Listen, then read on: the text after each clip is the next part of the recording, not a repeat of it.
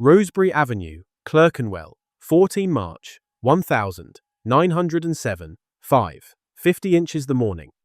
Walter Pegg had been sorting at the frames inside the inland letter section of Mount Pleasant for the better part of an hour, 9 years into a WC postal round that would take him out of this building 3 more times before the day was finished. His hands moved without looking. A fan of envelopes lifted, fanned, and dropped into the pigeonholes marked for the squares and courts north of Holborn, Mecklenburgh Square, Doughty Street, and the narrow paved court off Gray's Inn Road that the sorters had simply taken to calling Tranters, after the family who had lived at its blind end longer than the office had kept records. 2 envelopes stopped him mid-motion that morning, the way 2 envelopes sometimes did. The first was addressed in a doctor's economical hand to a colleague south of the river, and Walter knew from 9 years of handling Dr. Fenwick's correspondence that it would likely have an answer back at the house before the surgery's first patient of the afternoon. The second was addressed to Mrs. Tranter in a hand he did not recognize, postmarked Bermondsey the previous evening, and it had already been sorted into his first bundle at 20 minutes to 6, which meant that if Walter delivered it on schedule, Mrs. Tranter would have whatever news Bermondsey was sending her before she had finished clearing the grate. He had no way of knowing what either letter said.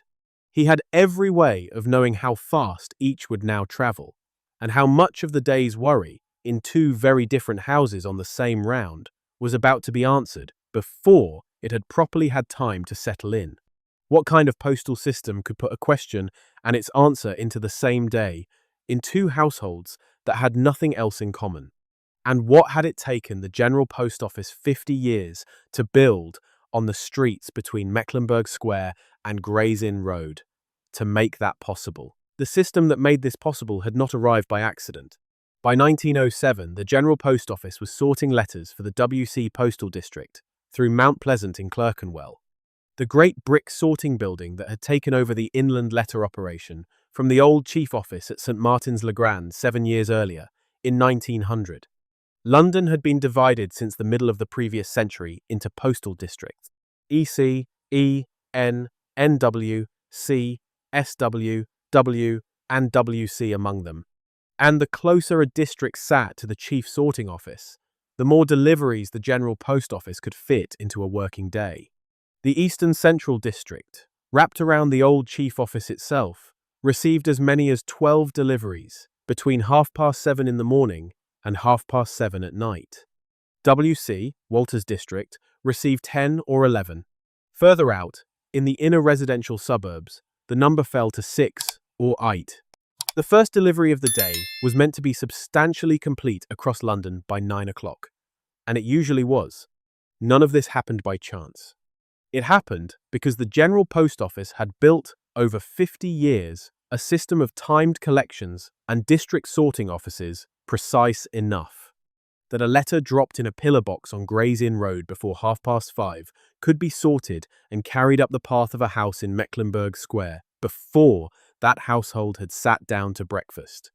What the system could not do, what no schedule, however precisely timed, could provide on its own, was the second half of the operation. A man who knew, without being told, which of the houses on his round were waiting and for what. Before we continue, if this kind of documentation is what you've been looking for, consider subscribing.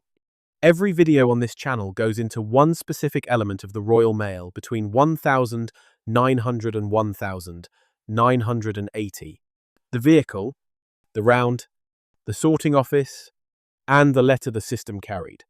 Not nostalgia for red pillar boxes and brass letterboxes.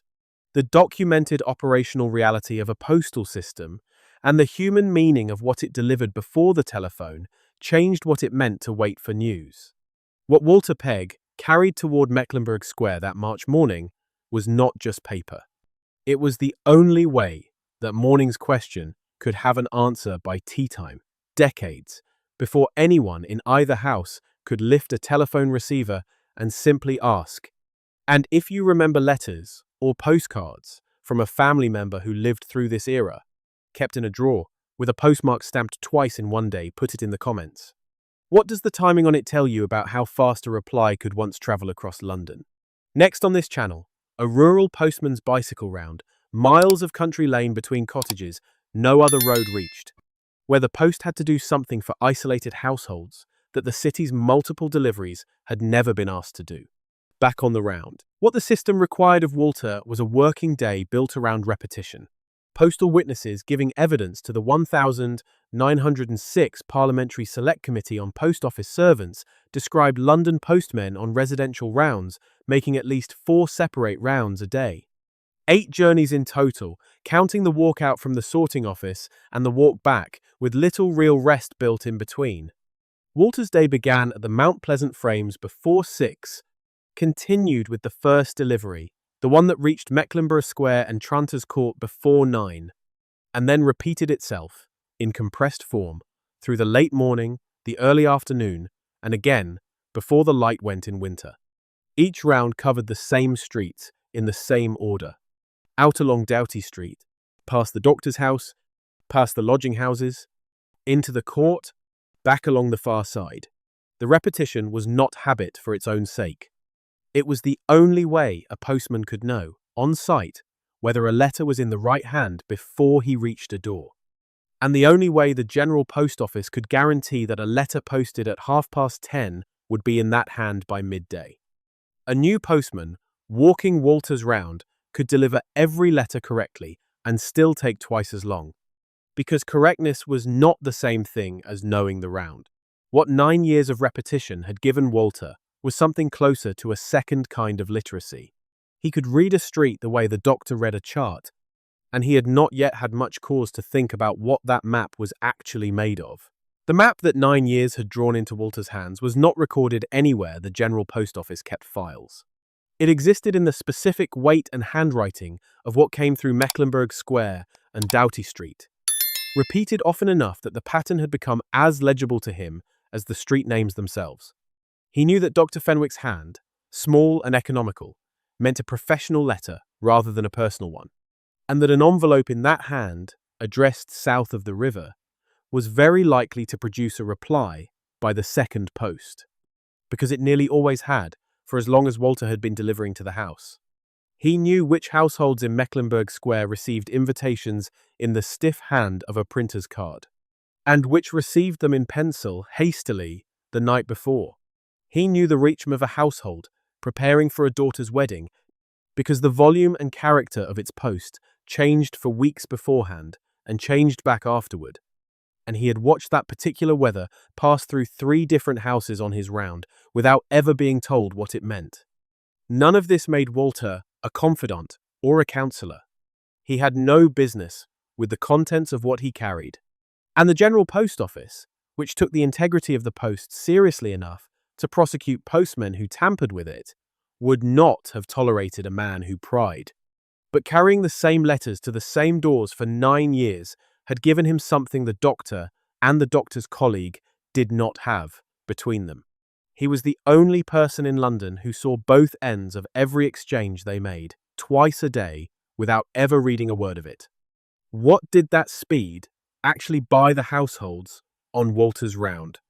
And what was it worth to people who had never lived through anything slower? What the multiple post actually bought a household like Dr. Fenwick's was a kind of conversation that had no real equivalent before the telephone arrived to replace it decades later. A note sent at 9 in the morning accepting a dinner invitation, confirming a consultation, asking whether a colleague could take a case that afternoon, could expect a reply before the household sat down to its midday meal. Historians of Victorian and Edwardian letter writing have documented how thoroughly Londoners came to expect this speed. Complaints were common if a letter took even a couple of hours longer than its usual journey. This reflected a city that had built, through the multiple post, something close to same-day correspondence. Arrangements made and confirmed, doubts raised and settled, before an afternoon had finished. A Bloomsbury hostess could send invitations at 10 and know her table by 2. A solicitor could put a question to a colleague's chambers and have an answer in hand before his own clerk had finished the morning's filing.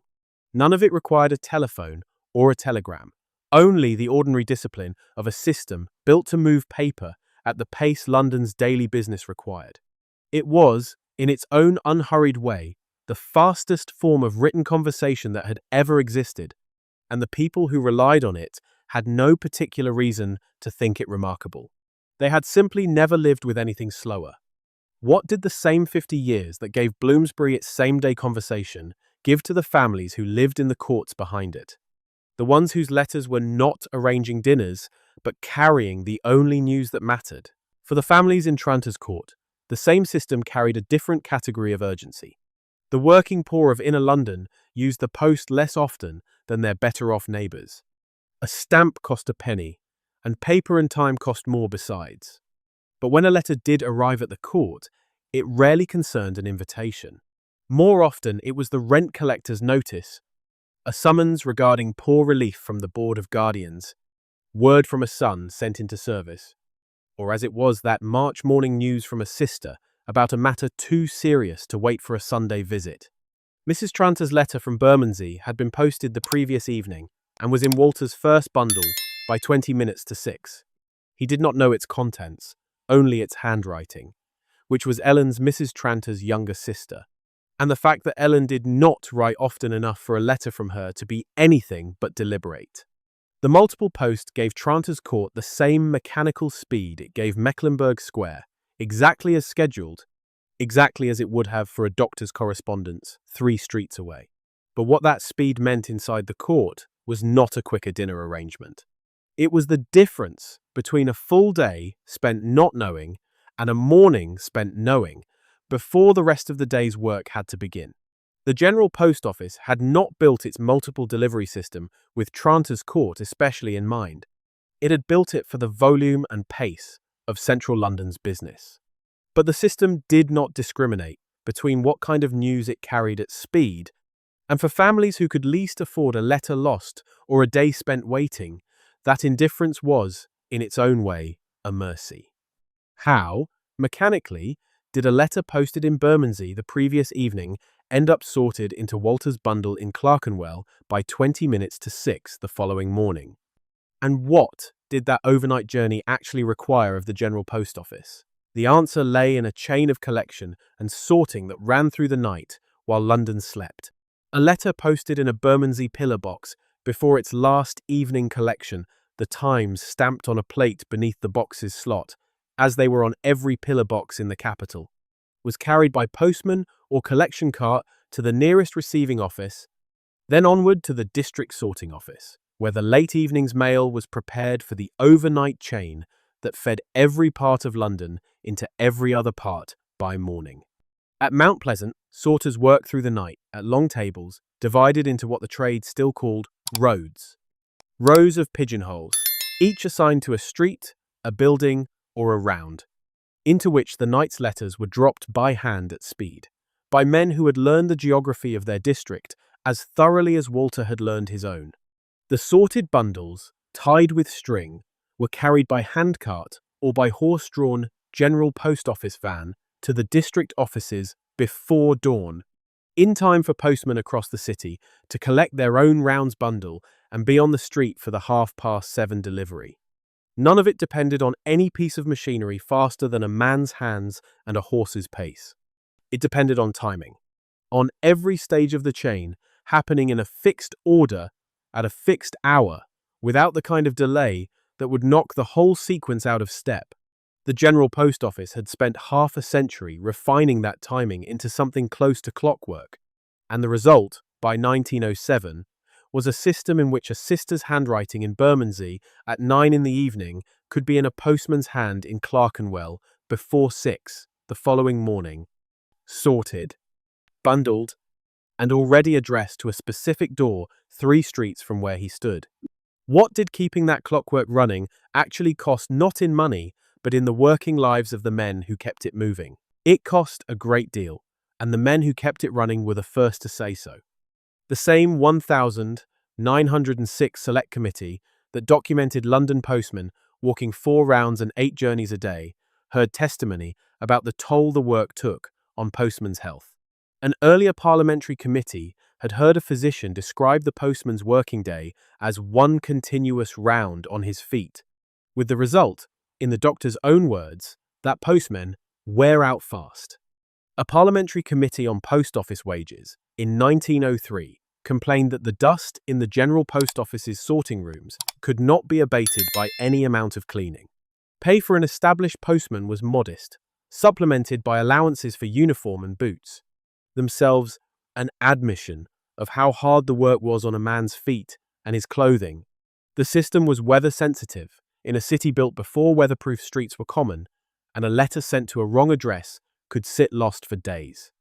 None of this was visible from the household that simply found its letters arriving twice or three times a day, with a regularity it had come to take entirely for granted. It saw the result. An invitation answered, a sister's news received. It did not see the man on his feet since before 6, walking the same streets for the 4th time that day, carrying a bag that grew heavier with every collection added to it. And it did not, on the whole, need to.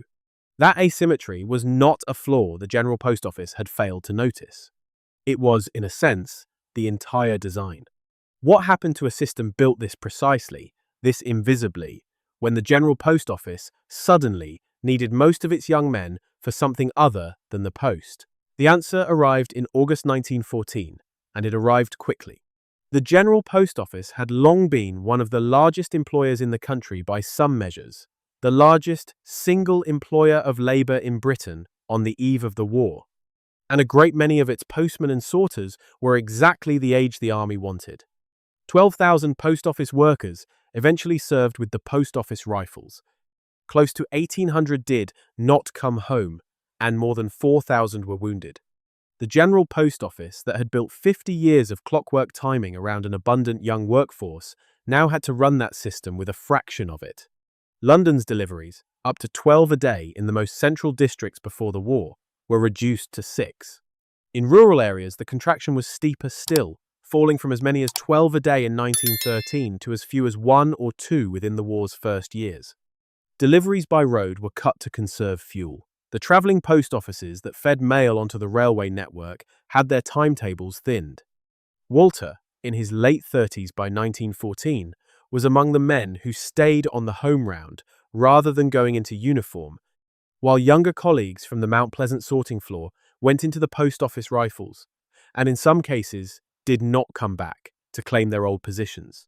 The round Walter had learned across 9 years of repetition did not disappear.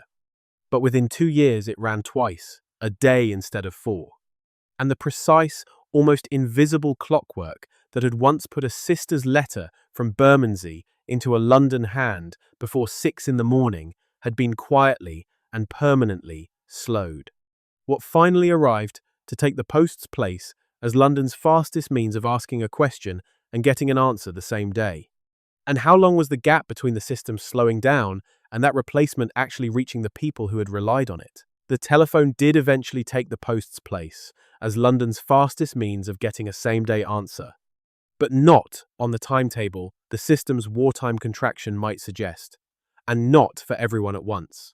Telephone revenues first became a meaningful part of the General Post Office's business around 1910, and they grew steadily through the interwar years, but ownership remained heavily skewed toward professional and prosperous households for decades afterward. A man in Dr. Fenwick's position might reasonably have had a telephone in his consulting room by the 1920s or 1930s. Restoring something close to the same-day conversation, his correspondence with a colleague had once required 2 letters and a morning to achieve. A household in Tranter's Court did not have that option for a great deal longer. Working-class telephone ownership in Britain did not become commonplace until well after the Second World War, often not until the 1960s, which meant that for several decades, a family like the Tranters had neither the multiple delivery post that had once put a sister's news in their hands before 6 in the morning, nor the telephone that would eventually replace it. They had, instead, the single daily delivery the system had settled into, and a wait that had been stretched, not shortened, by the passage of 50 years. This was the part of the story the General Post Office's own statistics never quite captured. The multiple post had not simply been replaced by something faster. For a long stretch in between, for exactly the households who could least afford to wait, it had been replaced by nothing at all. If this channel is going to keep documenting what the Royal Mail carried and what it meant to the people who received it. Subscribe. There are more rounds, more sorting offices, more letters that found their way to a door where someone had been listening for the postman's step on the same pavement for years. What the multiple posts gave London for half a century was not speed for its own sake. It was the ability to ask a question in the morning and hold the answer in your hand by tea time, without a wire, a wait, or a single word spoken aloud. And if your family kept a letter or a postcard from this era, the kind with a postmark timed to the hour, put it in the comments. What does the timing on it tell you about how fast an answer could once travel across the very city you live in now? Next on this channel, a rural postman's bicycle round, miles of country lane between cottages no other road reached. The post doing, in complete isolation, what London had once done at the pace of a heartbeat. Walter Pegg retired from the WC round in 1932, 34 years after he started at the Mount Pleasant frames as a young man of 23. By then the round he had once walked 4 times a day ran twice the same morning and afternoon pattern London would keep for the next 40 years. Dr. Fenwick had a telephone in his consulting room within a few years of Walter's retirement. He used it for the kind of question he had once put in a letter, and the answer came back in minutes instead of hours. Tranter's Court did not get a telephone until 1,968 inches the hallway of the house at the blind end, shared by 4 families. Mrs. Tranter never used it. She had died 11 years earlier, in 1957, by which time the system she had trusted, twice a day, had long since settled into one delivery and a much longer wait. What the telephone gave Tranter's Court, when it finally arrived, was a voice, an answer, the same day. What it could not give back was the 50 years in between, when the post had already slowed and the telephone had not yet come, and a family like the Tranters simply waited longer for the same kind of news that had once reached them before 9 in the morning, twice a day, for as long as anyone in the court could remember.